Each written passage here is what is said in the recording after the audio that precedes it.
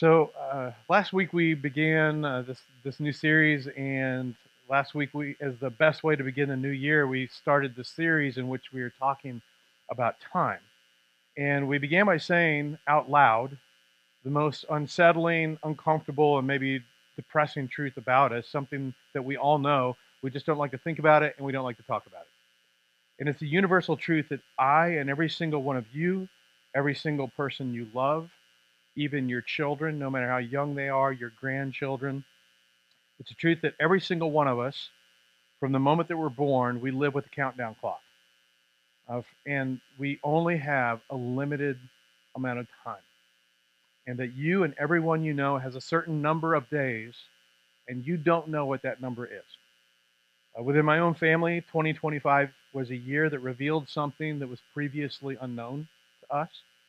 But the final total for the days of my father would be 28,149, and for my mother, 28,198. Only 49 days different between the two of them. Preparing for today, I did a quick date search, which I later regretted, but as of today, I have had 20,931 days.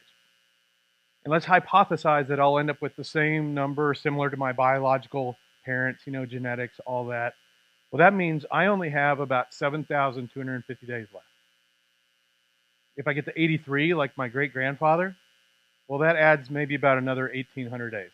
But then that's it. I'm done.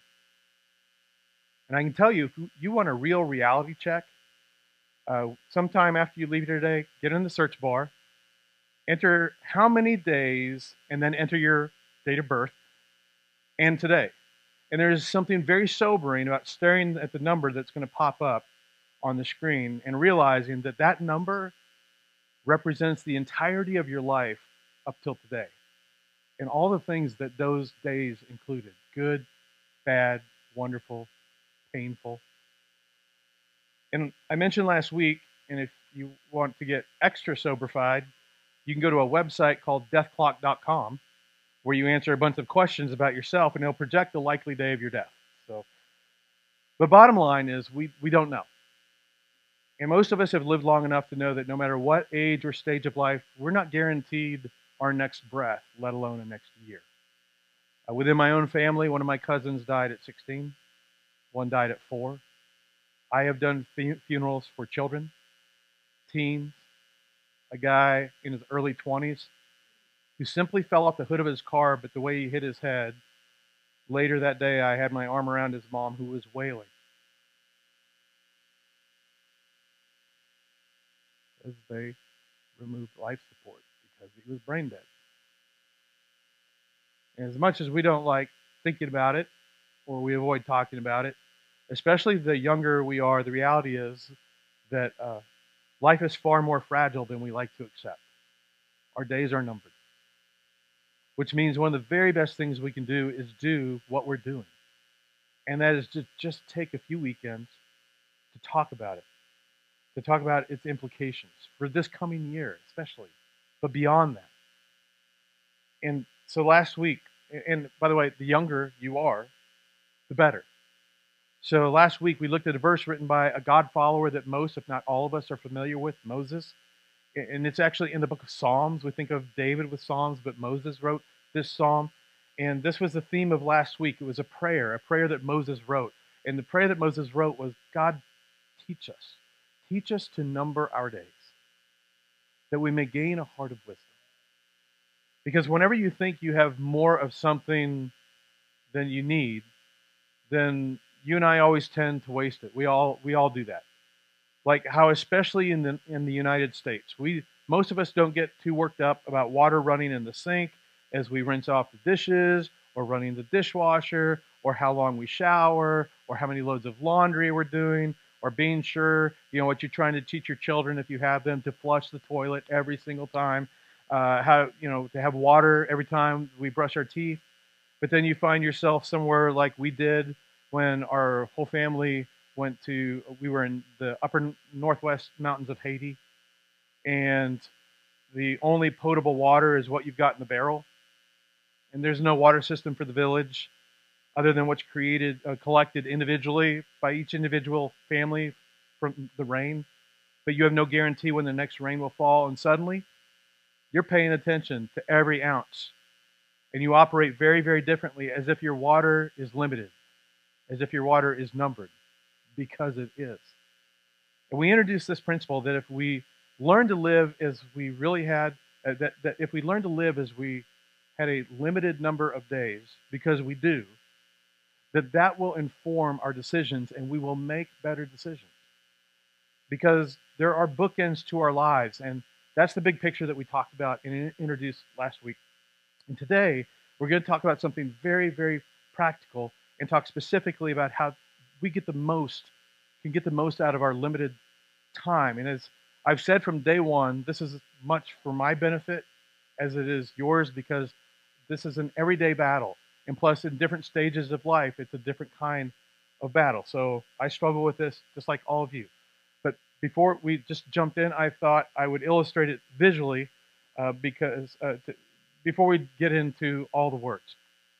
And so this represents your allotment of time.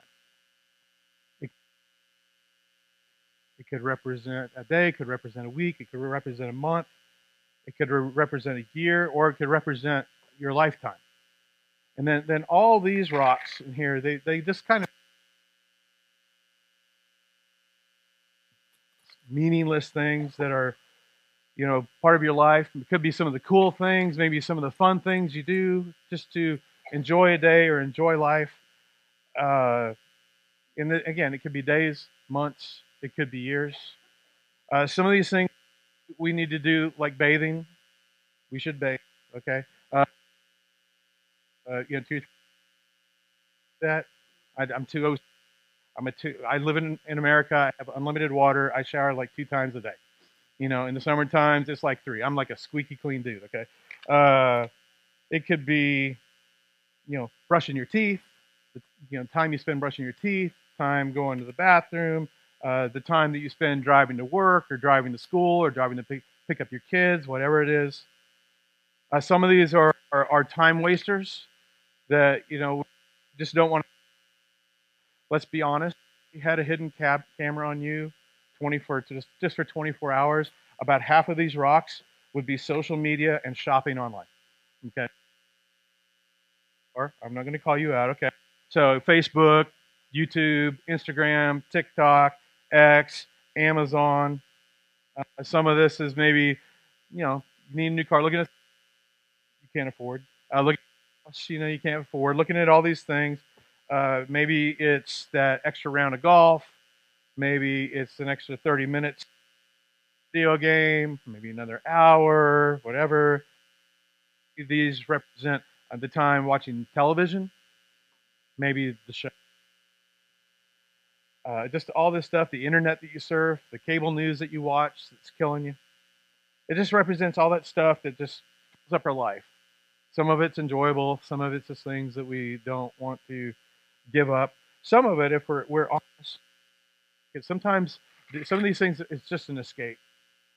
Like I just need to mentally check out, like for the demands of my life, for the craziness of life. I just need, Netflix and chill, whatever it is. Scroll endlessly, just mentally check out. But the bottom line is that in the end, these things are really not necessarily critical for survival. They're just things that are part of our life. And then there are these other things that we would all agree are, they're bigger things. We would all agree they're not just important. Some of them we would say, really, these are the most important things in life. Things like relationships and friends. Maybe you have, you're part of a group. Maybe you're part of a small group. Like time just to yourself. Like, every now and then I could get some quiet time, give the kids some Benadryl. I could have some peace and quiet, whatever. Then there's, a spouse. Hopefully, if you have a spouse, you would agree that this is a bigger rock, than some other things. And not to throw at them, but this, a spouse. So that's important in my time. For some of you, even though if you don't do it, you would agree exercise is important, something that you should do. If you have a family, you would agree, family, like that's a big rock. That's not, hopefully not a small rock. That this is important. And then if looking, if you're younger, you're looking to the future. Well, you need an education. You need some sort of formal training or some sort of apprenticeship or college or master's degree, whatever it is. Then if you have kids, hopefully you would agree it's this, it's not this. So you have kids, that's important. This is some of the most important thing. For most of you, you're not independently wealthy, so you have to have a job. You have to produce income for all that. You have to spend time at work. You have to involve yourself somehow in employment so that you can eat and live indoors. For most of you, most of the people in this room, you would say church, God, your faith in God, like this is all that. This is very important. And for most of you, again, even if you don't do it, you don't feel like you ever get enough of it, you would say rest is important. Okay, so these are all the things that we would agree that are very important. So I'm going to go ahead and ask Chris, your mom volunteered you, so if you could come on up here for just a second. So she said that you would love to be on stage. So yeah, no, I'm lying. You and I shouldn't have crossed paths in the bathroom earlier. So, but but we happened to cross paths in the bathroom, and you can't just ignore each other. That's awkward. And it's like, how's it going? He's like, oh, pretty great. It's been busy. I'm like, I don't know if those two things go together. So, but I know Chris. Like he's a husband. He's a dad. He's got a job. Like got all these things.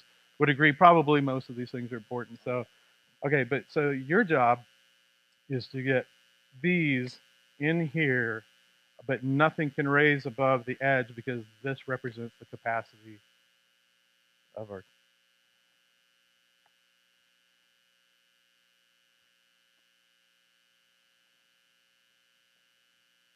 Oh, he's going by importance, not size. So that's good.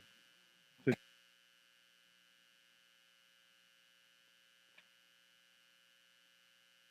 should I say whether the spouse or the kids rocks one in? Yeah. Okay, the kids are.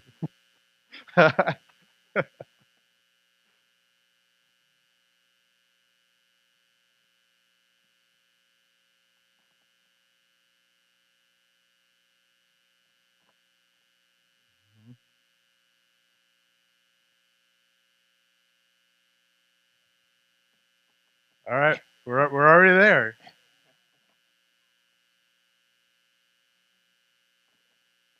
Okay, no more pressure. Probably not going to get them all in, right? Like, okay, everybody give him an applause. All right, thank you very much, Chris. Like I'm never coming to church again. I'm going to start volunteering kids' life. You're never going to see me in adult service again. See, I think we would agree for most of us, and for some of us to an extreme, some of us to a little. This is how we try to do life. Like we know these things are important, and we try to get them in. We try to cram them in, and it just represents our life. And then we end up living with this chronic sense of there's just not enough time. There's just not enough time in the day or the week or the month or the year or whatever it is. And yet we try to cram it and cram it and cram it. And we, every day, every week, every month, even though the longer we live, we realize it's not, nothing is changing. And in fact, sometimes it feels like this is filling up and like we can get even less in. So for most of us, again, it represents our lives. And then what happens is we just say there's not enough time. There's not enough time in the day or the week, the month, the year, and yet we try to do all this. Then before we know it, and speaking as an empty nester, your kids are gone because the days are long, but the years are short. And before you know it, like they're in kindergarten. Before you know it, they're in middle school, and then they're in high school, and then they're in college, and then they're gone, and then they boomerang, and then they're really gone. And then before you know it, we're seeing it's like, oh my gosh, where'd the time go? I've missed so much. I need more time. There were all these experiences I imagined that we would have together, conversations and adventures together, but now it's too late. I missed too much. I missed too many ball games. I missed too many meets or performances. I missed too many dinners at home. I mean, there just wasn't enough time to get it all finished. And then we become empty nesters. And for many, because they prioritize the kids or the careers over the relationship with the husband or wife. And let me just make sure you don't miss that. Parents with children, like, if you don't take away anything else today, just know the relationship with your husband and your wife is to always take precedence over your relationship with your kids. So the greatest gift you can give your children is a great marriage. As men, we are called to love our wives as Christ loved the church, laying his life down for her. We're not called to love our kids like that. Ladies, you're called, if you should ever have children, yes, you're called to love your children, but your husband should come first. Because remember, that's how the kids got here. But I've known couples who get that switch, and then sooner than they expect, the children leave, and like they do and are supposed to, and then they finally find themselves having come full circle to where it's just the two of them again, but they're not sure there's the connection because they made being a parent a priority. Or for some, they made the career a priority and primary. And the point of today, as we continue to talk about discussion and the time of our life, is simply this: that the key to getting more accomplished and getting the most important things accomplished in life is not simply by adding. It's about prioritizing correctly. And the principle that I want you to be able to leave here today with is that priority determines capacity. So, again, we're good. I don't want to put work in. I'm going for the God rock first. That'll make sense. All right. Kids, working. I am not putting these together in priority order. I'm just putting them in here. So if we make sure that we go ahead and we put in the priorities first, then we're able to take care of all the other things.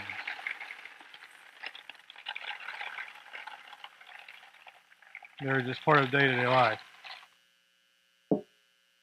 We make it fit. And in fact, we can have even a little bit of margin to be able to do more things. See, just like this, what you put in first ultimately determines the capacity of your life and your time. The day, the week, the month, the season of life, a year of your life, perhaps your whole life. And another awesome thing about choosing to live life this way is it is so much easier to identify some things. You're like, you know what, these are just little time wasters, and like I'm scrolling too much, and this, I'm online too much, and I've always got my phone in front of my face and whatever. It's so much easier to identify things that are eating away at your time and to get them out and to give yourself more margin and more breathing room. Because otherwise, our tendency, especially in America, is to just live it at the max. But there's no room. And so, the thing that I have heard so often last year, especially the last quarters I talk to people, were summed up in words like, I'm exhausted, or I'm fatigued, or I can't get it all done. So the question I want us to deal with today is, why? Why do we continue to live like the first example, trying to cram in everything that we can, even though it never works? And we just keep cramming and cramming and cramming, and we find ourselves fatigued and tired, and I just can't get it done. Why don't we live it this way? Why don't we end up prioritizing correctly? Why don't we put the big rocks in first? And maybe the reason for some of us is just that we've never actually sat down and answered the question, what is the most important thing to me? What are the non-negotiables? What are the big rocks in my life? And along with the question of what is most important is who are the big rocks in my life? Now, especially I would say, warn the men, I don't recommend looking at your wife or your children going, you are a big rock in my life, okay? That could be misunderstood. But you get what I'm saying. Who is most important in your life? And it's asking, what are the things at the end of the year, at the end of the season, the end of my education, this end of this next year of marriage, this next year or season of parenting? What are the things that I want to look back on and say, I put those first. I put them first. They weren't left over. I didn't have to try and force them in and cram them in. The people and the things that were most important, they were the priorities. Because if you've lived very long at all, we've all bumped into this reality, and it is that busyness is the enemy of intimacy. In fact, busyness and intimacy are not compatible. Some of you have experienced in a romantic relationship or in your marriage or with your kids or in your own families, just busyness destroys intimacy. Busyness being where you're just trying to force things and cram things in. And always adding and adding and adding, but not prioritizing. Most, if not all of us, have experienced a moment where we just know somebody is just fitting us into their busy schedule, cramming us into their busy day. Like they're watching the clock or they seem fidgety and, they've just got a few minutes or they're checking their phone. And part of us ends up just going, it's okay. I know you got to go. Just go ahead and go because we all know. We're just a check on their to-do list.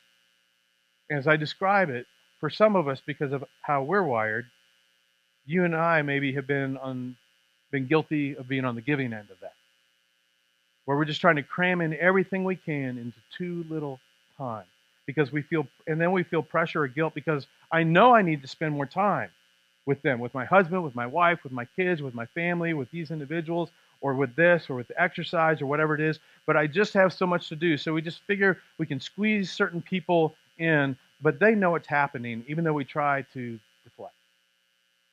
And it doesn't help that we live in a culture that very rarely pushes us or motivates us or forces us to prioritize correctly. And yet if we don't decide ahead of time to prioritize correctly, you get to at the end of a season of life, the end of high school or the end of college or the end of your college career or maybe the first few years of marriage, or you get to the end of the first 15 or 20 years of marriage or family or your career, and you look back and you have the painful experience of being hit with, wow, if only I could go back and recapture that time, I would do it so differently. I put the wrong things worst. I put the wrong things first. I ended up with little to no time for the things that were truly important, and now it's too late. I can't go back and reclaim a single minute. So this whole discussion begins for all of us with this question: what is most important to you, really? And who? The second question: who is most important to you, really? And let me be clear about this morning in this particular moment, especially as someone, as an empty nester, married closer to 40 than 30 years, lived life. This question is not rhetorical this morning. I'd even risk saying that if you don't answer this question by tonight, tomorrow at the latest, then I've wasted your time. And you should have slept in. What and who are most important to you? Really? That by tomorrow afternoon, on paper, in a Word or a Google Doc, or on a notepad app on your phone, I'm asking you to actually answer those two questions within the next 24 hours. What is most important to you really, and who is most important to you really? You need to know the answer to those questions. And then after that, to ask, based on what and who is truly most important to me, what would it look like for me to prioritize correctly? My day, my week, my month, my year, or this particular season of life? Because the seasons don't last. Like your kids at home, it feels like it lasts forever. It doesn't. What would it look like? What action steps do I need to take to actually put those things and those people in ahead of all the other stuff that I put in my life? What would it look like for you? What would have to change? What would you need to change? What would you have to rearrange? What are some things that maybe you decide I have to quit doing? What are some smaller rocks you need to remove? How would you need to change your morning routine? How would you need to change your evening routine or your weekends? How would it look different on your calendar?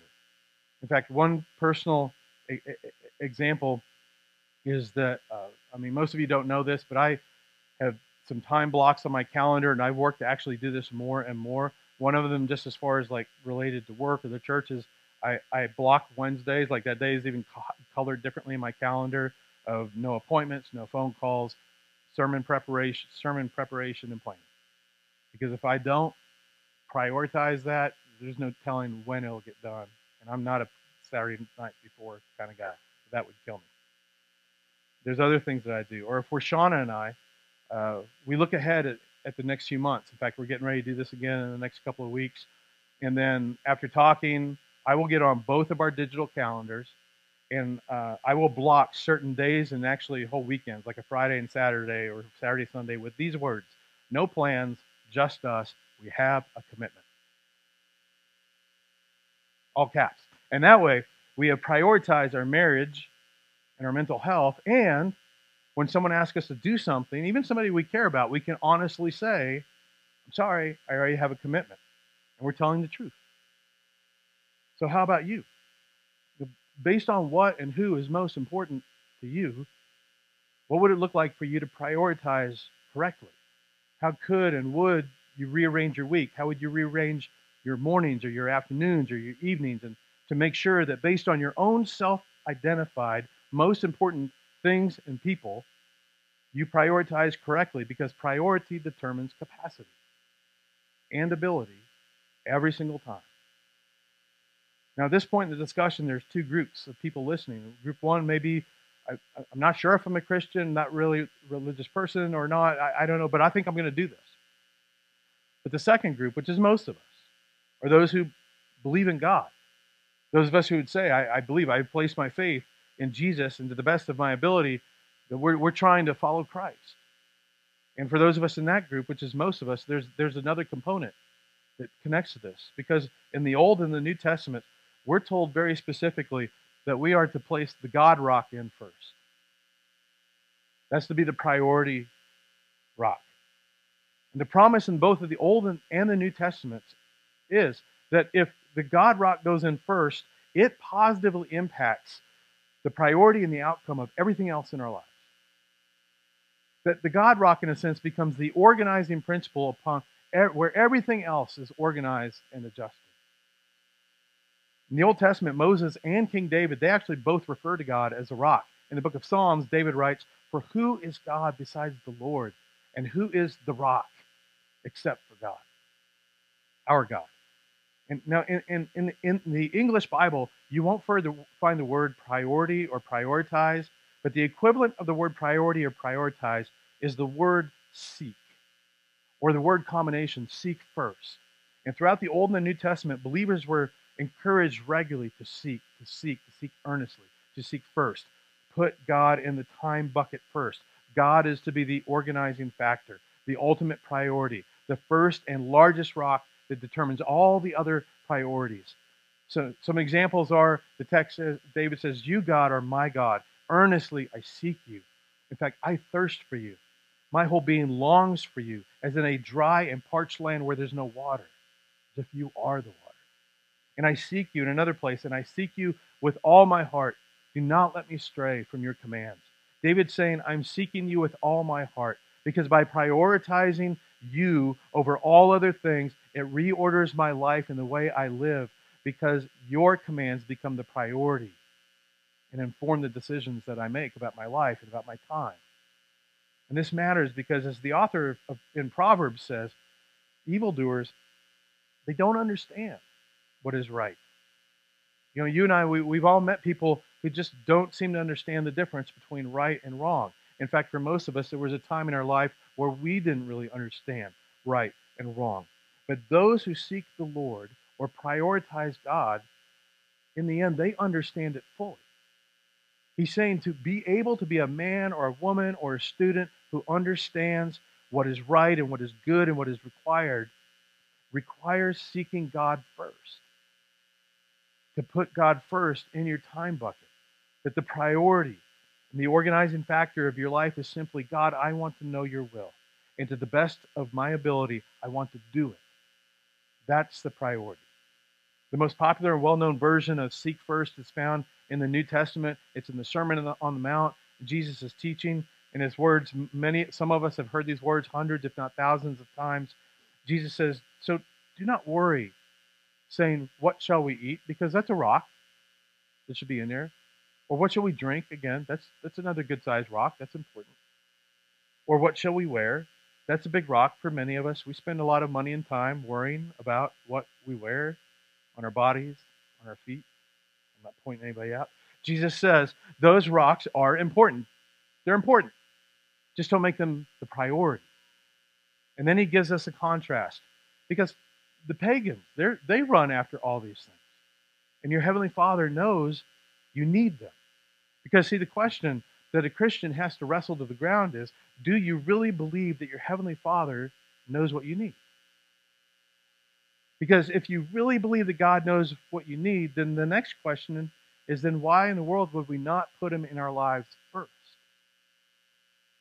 Because isn't it true that most of us, most of the time, we just do what we do and we operate as if determining everything we need and then fulfilling what we need or what we've decided we need is all up to us.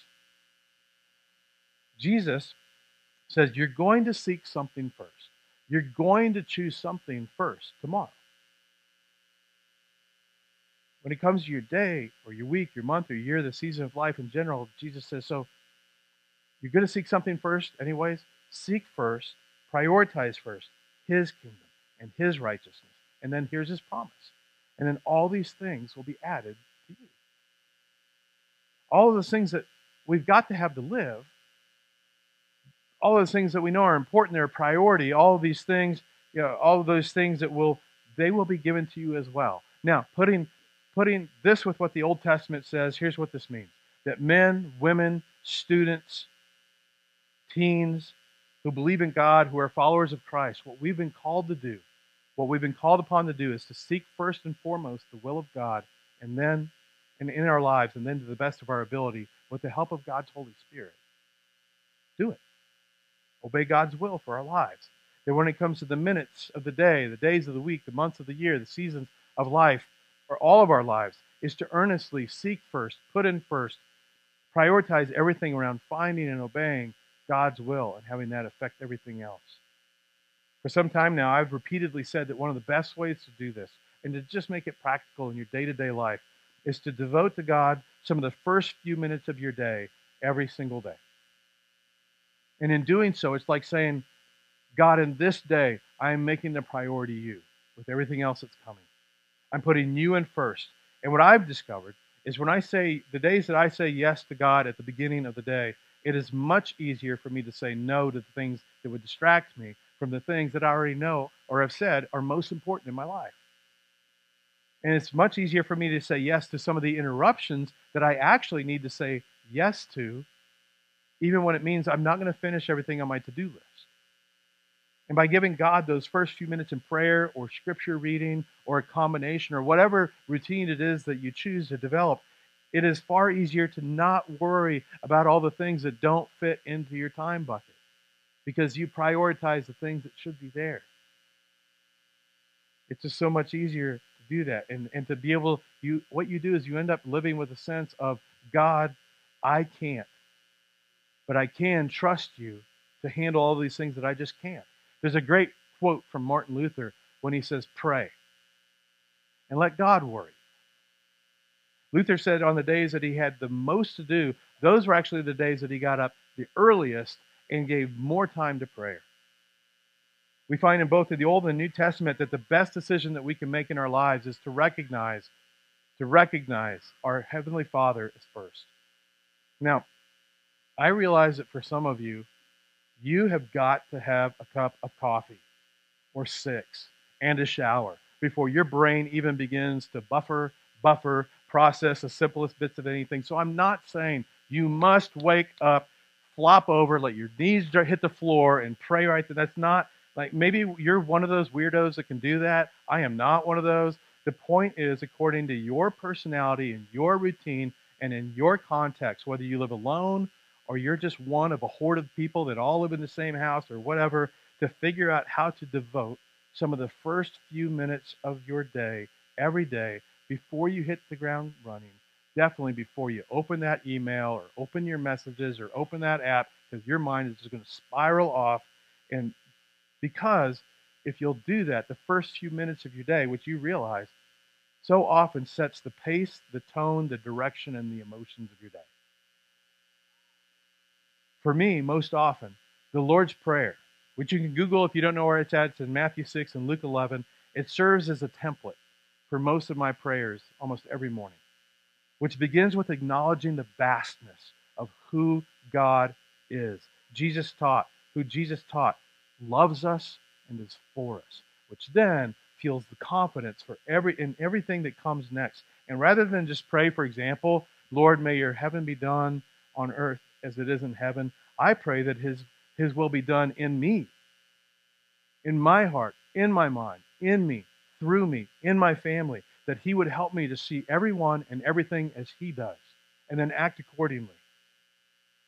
My point is that when you put the God rock in first on any given day, it orients your thinking and your life and your time around God's will for your life. And again, here's what I know about you and about me. Tomorrow morning and every day after, you're going to put something first. For most of us, it's coffee. I think God's okay with that. Okay? That's just part of getting the brain going. But then after that, something's going to come first. What is it?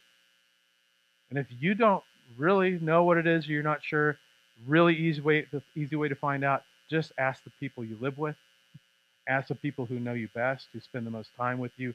They'll answer. In fact, if you're really brave, ask someone closest to you to list in order what they see as the priority rocks in your life. I'm not sure you got what it takes. Now, and again, not what you aspire to or what you aspire and tell other people are your priorities, but what they actually experience with you, what they observe when they interact with you or you interact with others, when they observe the time that you spend on your phone or your device or your laptop in front of your computer, what you talk about the most, because what we talk about the most is often what we're concerned about the most or what's most important to us. What you spend money on, how much time you do or don't spend at the gym, or doing things to enhance your physical appearance, what they observe when it comes to the quantity and quality of the time that you spend with people that you say on your list are the most important people to you. And then take their observations list and put it next to your priority list. Again, I don't know. I'm kind of a coward because let's be honest, you're afraid of what their experience will be of you compared to what you want to be. But joking aside, what a valuable experience for you and the people closest to you. And you can't disagree with them, by the way. No, I'm not like that. That's not how this works. This is how they observe. Don't get to correct them. And I also want to ease in mind, some of you, your temperament, you're just like a driven person. You naturally want to produce and be productive in your life. You need to know in seeking God first, you will not be less productive. Okay, Jesus did ministry only for 3 years, and 2,000 years later, we're still quoting him and having him affect our life. I don't care what a big shot you may be. 2,000 years from now, if we make it that far, nobody's quoting you. They won't even know that you live. This isn't about less productivity. In fact, you'll be more productive in what matters most, because when you prioritize correctly, like Jesus, the one we follow, did, you'll have greater capacity. And not only that, you experience a greater sense of peace and a sense of accomplishment. And I love this, especially on days, and usually for me, it's days like I get out of the house and instead of working from my home office, I work like at Starbucks or whatever. I've taken my Vyvanse. I am focused. I go home, and even though I didn't get everything done on my to-do list, I've just got this peace.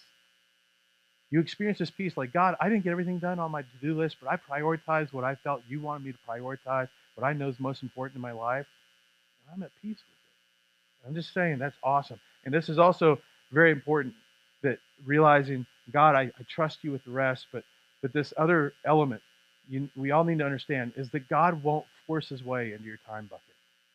He's not going to force his way in. In fact, a few months ago, we focused an entire weekend on a passage from the book of Revelation. Actually, it was a series where Jesus says, here I am. I stand at the door. And what's the next word? Knock. It's not, behold, I kicked into the door and I took over. It's no, behold, I stand at the door and knock, and if anyone hears my voice and they open the door, I will come in and I eat with that person and they with me.